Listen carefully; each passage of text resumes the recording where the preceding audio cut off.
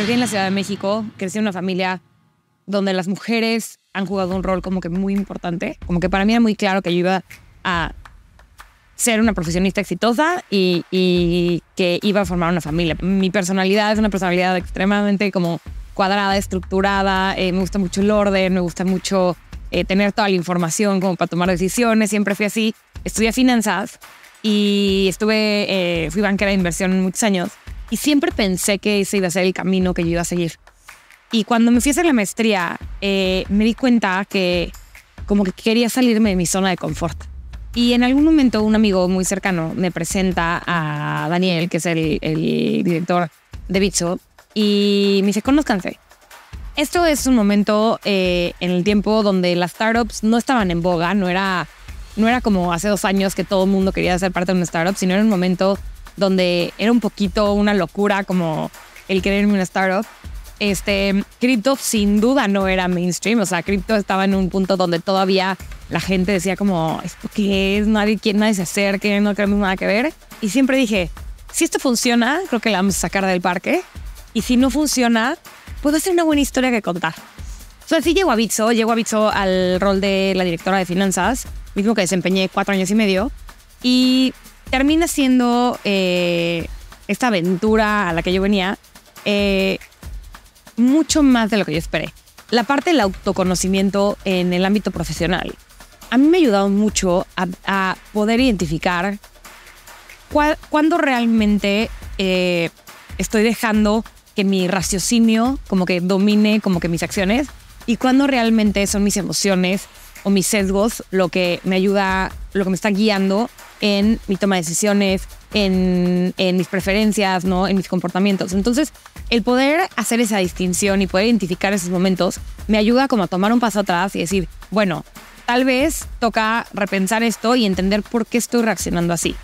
No quiere decir que lo tenga completamente dominado, o sea, ¿no? Creo que el autoconocimiento y la aplicación del autoconocimiento para tu beneficio es un proceso largo, creo que va cambiando. Creo que el estar tan consciente de quién soy me ha hecho darme cuenta en diferentes momentos de la compañía, decir, bueno, estas son mis fortalezas y creo que ahorita la compañía pide esto de mí y tal vez no lo tengo.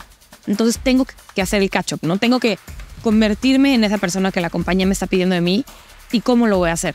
También como que me ayudó mucho a poder como que definir muy claramente como quién soy como líder y qué son las cosas que me importan. Y bueno, creo que lo intento vivir todos los días. Una de las cosas que para mí siempre ha sido muy importante y desde hace mucho ha sido como que una causa clara que para mí va más allá de cualquier cosa, esto es el tema de diversidad. Y el poder yo volverme un embajador o una embajadora dentro de la organización de las pequeñas acciones que podemos hacer como líderes para poder crear una organización inclusiva, creo que ha sido más grande que cualquier otro objetivo que estamos persiguiendo en el momento. Esta anécdota es muy chistosa porque fue la primera semana que entré a Bitso y eran las 6 mujeres con el CEO en ese momento. Bueno, con el CEO que sigue siendo el CEO, pero con Daniel, ¿no? Y me acuerdo perfecto que yo llevaba 3 días en la organización y empecé a escucharlo de la junta y eran básicamente las mujeres levantando la mano sobre cosas que estaban pasando que como que les molestaban, ¿no? Y eran cosas, no eran cosas de gravedad alta, pero sí eran cosas importantes de atender, ¿no? Y un ejemplo es que había organizado la compañía un torneo de fútbol. Me acuerdo que las reacciones de Daniel no necesariamente eran las que yo esperaba. Y no en mala fe, sino que simplemente él estaba intentando comprender, pero no entendía de dónde venían como que las quejas, ¿no? Me acuerdo que levanté la mano y como que intenté decirle como, es difícil ponerte en los zapatos de alguien más si nunca has tenido la necesidad de ponerte en los zapatos de alguien más. Pero la realidad es que en este caso del equipo de fútbol, a un hombre que tal vez no tiene interés en formar parte del equipo de fútbol, pero si de repente quiere, puede hacerlo. La diferencia es que nosotras 6, si queremos, no podemos hacerlo. Y me acuerdo perfecto que fue como que, o sea, fue una recepción increíble como que de Daniel y mandó un mensaje ese día como diciendo como, me acabo de dar cuenta que yo siempre había venido como que siempre había tenido el privilegio de ser un hombre y nunca me había preguntado muchas cosas. Y desde ese día empezó como que un esfuerzo que ha durado años, donde juntos hemos ido como, yo le he ayudado a entender mucho de este camino, para que empatizar, y él ha tomado como que acciones propias. Y hoy en día la diversidad juega realmente un papel importante en la agenda, no porque yo lo empujo, sino porque le importa a él. Pero son esas pequeñas cosas que hacen que empiecen como que a quebrantar como que como que una sociedad realmente inclusiva o una organización realmente inclusiva. Cuando las empresas están creando productos y servicios que van para toda la población, pero la fuente de esa creación no es diversa, entonces estamos obviando comportamientos, deseos, pensamientos que tienen los consumidores o que tienen los clientes al momento de hacer las compras, la utilización de los productos y servicios, que nos estamos perdiendo oportunidades como empresas de poder llegar a ellos, ¿no? En Bitso lo que hemos logrado es traer muchas mujeres a la mesa y que estas mesas sean diversas e inclusivas. Hoy en día, tanto nuestro comité de ejecutivo como nuestro equipo de producto, nuestro equipo de ingeniería, nuestros diferentes equipos ya tienen una diversidad de género, pero también tienen diversidad en muchos otros tipos de diversidades. Por ejemplo, nosotros tenemos gente en 35 países. Como somos una compañía 100% remota, tenemos gente en 35 países. Eso significa que en estos equipos están no solo compuestos por hombres y mujeres, pero están compuestos por tal vez alguien en Polonia, alguien en Brasil, alguien en México, alguien en Vancouver. Y lo que eso hace es que sí traigamos todos nuestro bagaje sociocultural a cómo identificamos problemas y cómo proponemos soluciones a eso. Y a veces es un problema como lidiar con tantos puntos de vista diferentes, pero la realidad es que es súper enriquecedora. Esa diversidad es muy enriquecedora porque batallas el famoso groupthink, como que quitas mucho los sesgos, es muy fácil tener diferentes perspectivas en la mesa, puedes tú como que exponerte a cuestionarte mucho más seguido cómo ver las cosas porque tu contexto del que vienes es muy distinto al del enfrente. Entonces, entre los dos se vuelve un proceso como que muy gratificante y como que enriquecedor porque aprendemos del uno del otro. Entonces, es muy interesante ver cómo esa diversidad para nosotros sí ha venido a nutrir la organización de forma muy fuerte y se ha vuelto una parte muy normal de quienes somos. Es interesante porque cuando a mí me piden ya tomar el rol de la dirección de México de tiempo completo, al final del día sí era un gran paso fuera de mi zona de confort porque era fuera de todo lo que yo conocía, ¿no? Yo siempre fui financiera y todo estaba dentro de mi control y aquí era aventurarme a ser líder de una organización donde tal vez muchas de las competencias yo nunca las había ejercido o nunca había ni siquiera entendido de qué se trataba. Y para mí algo que es bien importante es que yo necesito estar bien informada. O sea, si reconozco que no tengo la exposición a ciertas cosas, yo no puedo empezar a ejercerlas hasta no asegurarme que me he empapado perfecto para poder como que empujar y hablar. Nunca yo desde mi rol de finanzas pues estaba tal vez muy alejada de los roles de producto, de ingeniería, ¿no? El cumplimiento, fraude, muchas competencias que no entendía del todo y como que el objetivo que yo me puse es tengo que, uno, hacerme experta en estas cosas, pero dos, como que usar la data para realmente como que empujar cosas y tomar decisiones. Si yo quiero ser un líder creíble y yo quiero poder ayudar a los equipos y poder inspirar a los equipos y poder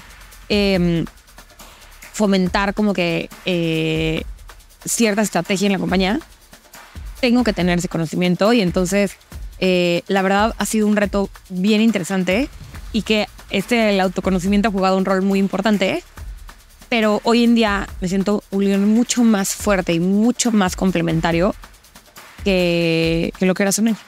uno de los altos directivos de la empresa viene de una Big Tech en Estados Unidos de muchísimos años y donde él estuvo mucho más expuesto a una diversidad de género y de repente empezamos a tener como que temas de... como que yo hablaba de estos temas de falta de diversidad de género y cómo había equipos donde veíamos que no pasaba y yo decía como que tenemos que cambiar las condiciones para que los managers no tengan sesgos a la hora de promover, contratar, no sé, identificar talento, etcétera. Y él como que me lo cuestionaba mucho y me decía, ¿pero por qué? Pero la gente sí lo va a hacer.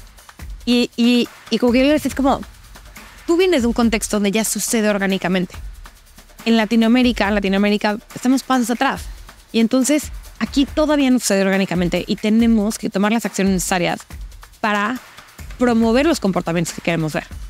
Al principio, pues él decía, es lo más normal, como que obviamente van a promover a la mujer, ¿por qué no la promovería, no? Y es como, no, aquí tenemos que dar las condiciones para que realmente puedan promover a la mejor persona, ¿no? Una de las cosas que para mí como fue un reto muy grande fue entender cómo otros veían como que la capacidad que yo tenía de poder como que convertirme en un líder de la organización en el rol que estoy hoy y que yo no lo veía. Como que para mí me costó mucho entender el por qué yo, ¿no? Por qué, sí, como que me cuestioné mucho, mis inseguridades dominaron mucho el proceso, tenía mucho miedo y es como que fue para mí como que el extremo de este brinco fuera de la zona de confort, porque como que siempre digo que me gusta como que de repente salirme de la zona de confort, pero siempre dentro de mis condiciones y como que dentro de algún como que espacio de control. Y cuando a mí me ofrecen tomar este puesto, siento que sí era un brinco a lo desconocido. Creo que al final del día no hubiera sido posible sin el apoyo del equipo, ¿no? Como que yo me apoyé mucho en el equipo para poder entender muy bien como que de derecha a izquierda como que todo lo de la compañía, todas las áreas de oportunidad, por identificar como que aquellas cosas donde realmente había como que oportunidades para agregar valor. Pero también como que yo tengo una característica que digo como, yo lo que hago lo hago como que lo hago al 100. O sea, como que no hago cosas a la mitad. Yo soy muy blanco y negro, que es parte del autopercibimiento, es que sé que soy muy blanco y negro y no es bueno, pero si yo hago algo lo voy a hacer como que al 100. Y pues fue como que clavado fue como, me siento súper insegura, pero lo voy a intentar.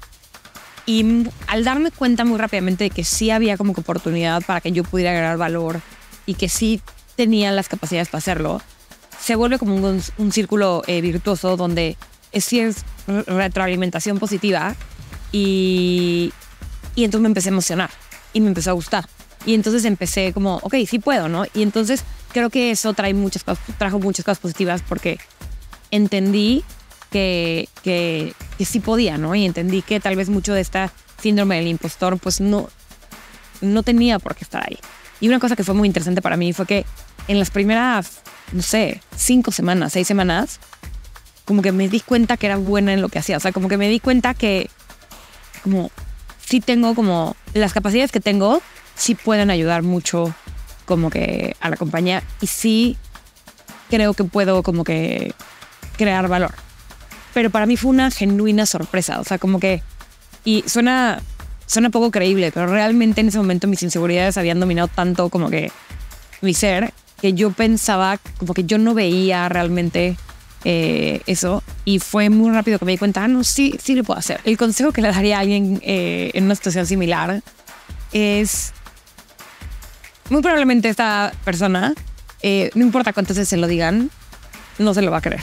Entonces, aventarse al ruedo lo antes posible, como que para como que descubrirlo como que por sí sola. Nunca dejar que el síndrome del impostor te prevenga que hagas las cosas. Creo que es natural sentirlo, pero no puede ser un factor que bloquee el progreso, ¿no? Hoy se puede ser un líder vulnerable. Hoy se puede ser un líder humilde.